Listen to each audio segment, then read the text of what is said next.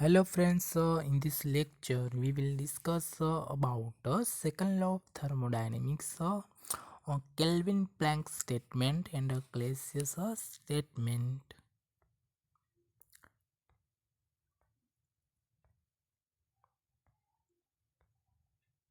Kelvin Planck statement, uh, it is impossible to construct a device that operates on a cycle and produces no effect other than the withdrawal energy as a heat from single reservoir and converting all of it into work.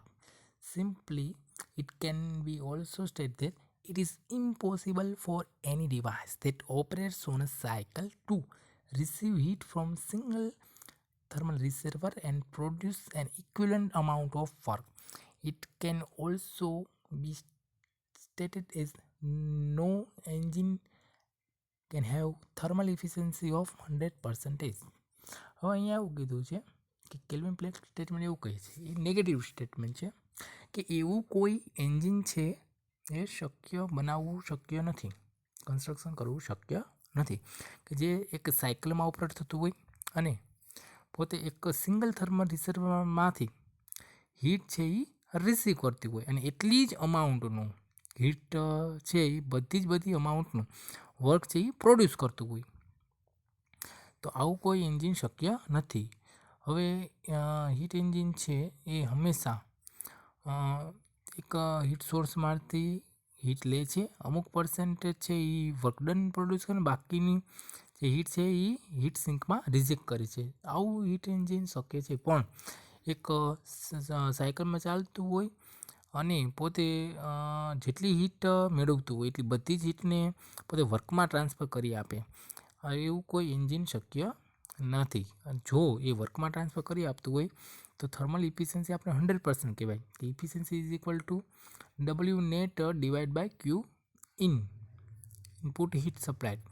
તો અહીંયા એવું કહી શકાય કે જો આવું કોઈ engine હોય તો એની ઇફિશિયન્સી 100% થઈ. તો no engine can have thermal efficiency 100%. એવું કોઈ એન્જિન શક્ય જ નથી કે જે આપણને 100% ઇફિશિયન્સી આપતી હોય. તો કેલ્વિન પ્લેન્ક સ્ટેટમેન્ટ છે એક નેગેટિવ સ્ટેટમેન્ટ છે, બરાબર. અહીંયા એવું કહેવામાં આવ્યું છે કે એક સિંગલ થર્મલ એનર્જી રિસર્વરમાંથી હીટ મેળવીને કોઈ એન્જિન એ પોતે સાયકલમાં ઓપરેટ થતી હોય અને જે હીટ મેળવે છે એ બધી જ હીટનું એ વર્કરમાં ટ્રાન્સફર કરે, એવું કોઈ હીટ એન્જિન શક્ય નથી. હવે આપણે સેકન્ડ જે સ્ટેટમેન્ટ છે એની વાત કરીએ આપણે, ક્લેસિયસ સ્ટેટમેન્ટ. ઓકે, ક્લેસિયસ સ્ટેટમેન્ટની વાત કરીએ આપણે તો અહીંયા કોલ્ડ રેફ્રિજરેટર સ્પેસ છે, અહીંયા વાર્મ એન્વાયરમેન્ટ છે. અહીંયા QL હીટ રેફ્રિજરેટર છે એ રિસીવ કરે છે અને QH જેટલી હીટ છે એ સપ્લાય કરે છે. અને અહીંયા W નેટ છે 0 બતાવ્યું છે, એટલે કે કંઈ પણ વર્ક ઇનપુટ આપણે આપતા નથી. તો સ્ટેટમેન્ટ નેગેટિવ સ્ટેટમેન્ટ છે જોઈએ આપણે કે it is impossible to construct a device that operates in a cycle and produce no other effect than the other transfer of a heat from low temperature body to high temperature body without external aid. It is simply said that the refrigerator will not operate unless its compressor is driven by an external power.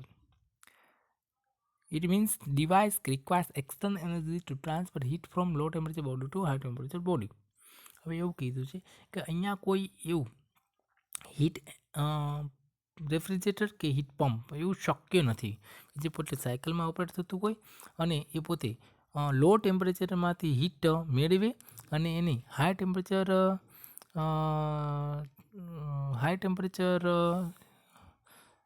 Source છે એમાં મોકલે, એવું કોઈ refrigerator કે heat pump શક્ય નથી.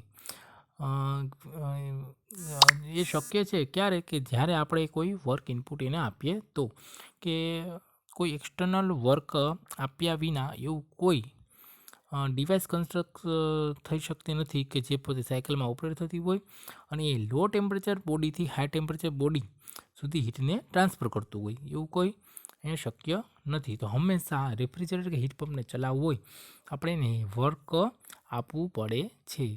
જેમ આપણે કીધું આગળ કે જે રેફ્રિજરેટર હીટ પંપ છે હીટ વર્ક એબ્ઝોર્બિંગ ડિવાઇસ છે. એટલા માટે આપણે એને જો ઓપરેટ કરવું હોય હીટ પંપ કે રેફ્રિજરેટરને અને લો ટેમ્પરેચર રિજનમાંથી હીટને હાઈ ટેમ્પરેચર રિજનમાં આપણે મોકલવી હોય તો અહીંયા વર્ક ઇનપુટ આપવું જરૂરી છે.